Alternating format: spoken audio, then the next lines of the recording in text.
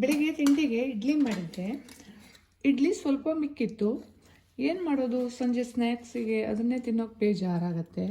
ಅದಕ್ಕೆ ಅದರಿಂದ ಏನಾದ್ರು ಮಾಡೋಕ್ಕಾಗತ್ತಾ ಅಂತ ಯೋಚನೆ ಮಾಡ್ತಿರುವಾಗ ಪಟ್ಟಂತ ನೆನಪಾಗಿದ್ದು ನನ್ನ ಅಜ್ಜಿ ಮಾಡ್ತಿದ್ದಂತಹ ಇಡ್ಲಿ ಉಪ್ಪಿಟ್ಟು. ಹಾಯ್ ಫ್ರೆಂಡ್ಸ್, ನಮಸ್ಕಾರ, ವೆಲ್ಕಮ್ ಟು ನಳಪಾಕ. ನಾನು ಈ ಉಳಿದಿರೋ ಇಡ್ಲಿಯಿಂದ ಇಡ್ಲಿ ಉಪ್ಪಿಟ್ಟನ್ನು ಮಾಡ್ತಾ ಇದ್ದೇನೆ. ಅದನ್ನು ಹೇಗೆ ಮಾಡೋದು ಅಂತ ನೋಡೋಣ. ತುಂಬ ಸುಲಭವಾಗಿ ಮಾಡಿಕೊಳ್ಳುವಂಥದ್ದು, ಪಟ್ಟಂತ ಆಗಿಬಿಡತ್ತೆ, ಟೇಸ್ಟು ಕೂಡ ಚೆನ್ನಾಗಿರುತ್ತೆ. ಇಡ್ಲಿಯನ್ನೆಲ್ಲ ತೆಗೆದಿಟ್ಕೊಂಡಿದ್ದೇನೆ. ಇದನ್ನು ಈ ರೀತಿಯಾಗಿ ಪೌಡರ್ ಮಾಡ್ಕೊಳ್ಬೇಕು. ನೋಡಿ, ಈ ರೀತಿ ಪೌಡರ್ ಮಾಡ್ಕೊಳ್ಬೇಕು. ಈಗ ಇದಕ್ಕೆ ಒಂದು ಒಗ್ಗರಣೆಯನ್ನು ಮಾಡ್ಕೊಳ್ಬೇಕು. ಒಂದು ತವವನ್ನು ಕಾಯೋಕೆ ಇಟ್ಕೊಂಡಿದ್ದೇನೆ. ಇದಕ್ಕೆ ಒಂದು 2 ಟೇಬಲ್ ಸ್ಪೂನ್ನಷ್ಟು ಎಣ್ಣೆಯನ್ನು ಹಾಕ್ಕೊಳ್ತೇನೆ.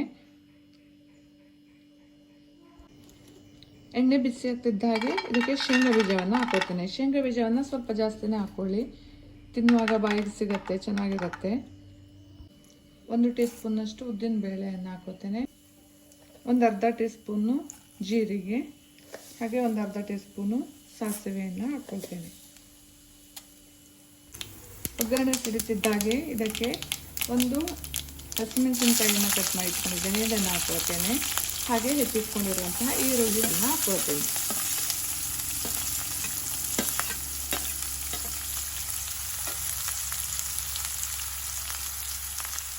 ಹಾಗೆ ಒಂದು 4 ರಿಂದ 5 ಕರಿಬೇವಿನ ಎಲೆಗಳನ್ನು ಸೇರಿಸ್ಕೊಂಡು ಚೆನ್ನಾಗಿ ಫ್ರೈ ಮಾಡ್ಕೊಳ್ಬೇಕು ಈರುಳ್ಳಿಯನ್ನು.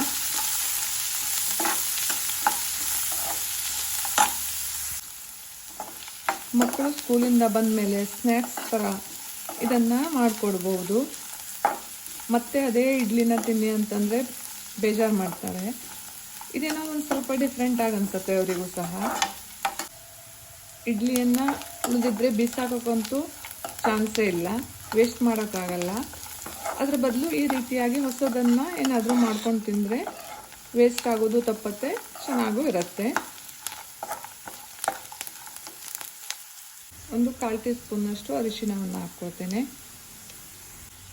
ಒಂದು 1/4 ಟೀ ಸ್ಪೂನಷ್ಟು ಉಪ್ಪನ್ನು ಮಾತ್ರ ಹಾಕ್ಕೊಳ್ತೇನೆ.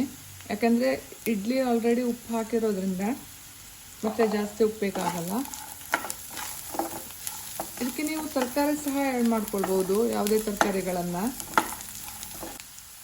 ಒಂದು ಅರ್ಧ ಟೀ ಸ್ಪೂನ್ನಷ್ಟು ಸಕ್ಕರೆಯನ್ನು ಹಾಕ್ಕೊಳ್ತೇನೆ.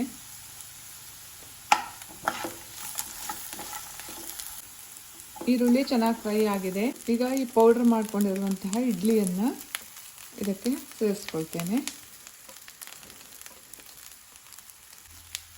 ಜೊತೆಗೆ ಸ್ವಲ್ಪ ತೆಂಗಿನಕಾಯಿ ತುರಿಯನ್ನು ಸಹ ಸೇರಿಸ್ಕೊಳ್ತೇನೆ. ಈಗ ಇದನ್ನು ಚೆನ್ನಾಗಿ ಮಿಕ್ಸ್ ಮಾಡ್ಕೊಳ್ಬೇಕು.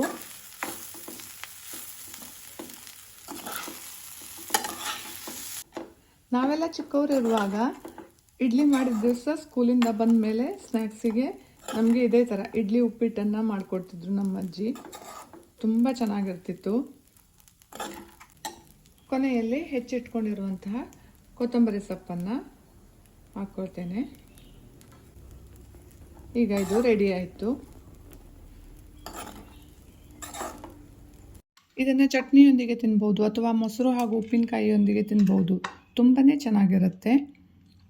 ನೋಡಿದ್ರಲ್ಲ ಫ್ರೆಂಡ್ಸ್, ಒಂದು ತಿಂಡಿಯಿಂದ ಇನ್ನೊಂದು ಡಿಫ್ರೆಂಟ್ ಆಗಿರೋ ತಿಂಡಿಯನ್ನು ಮಾಡೋದು ಹೇಗೆ ಅಂತ. ನೀವು ಇಡ್ಲಿ ಮಾಡಿದಾಗ ಇದನ್ನು ಖಂಡಿತ ಟ್ರೈ ಮಾಡಿ.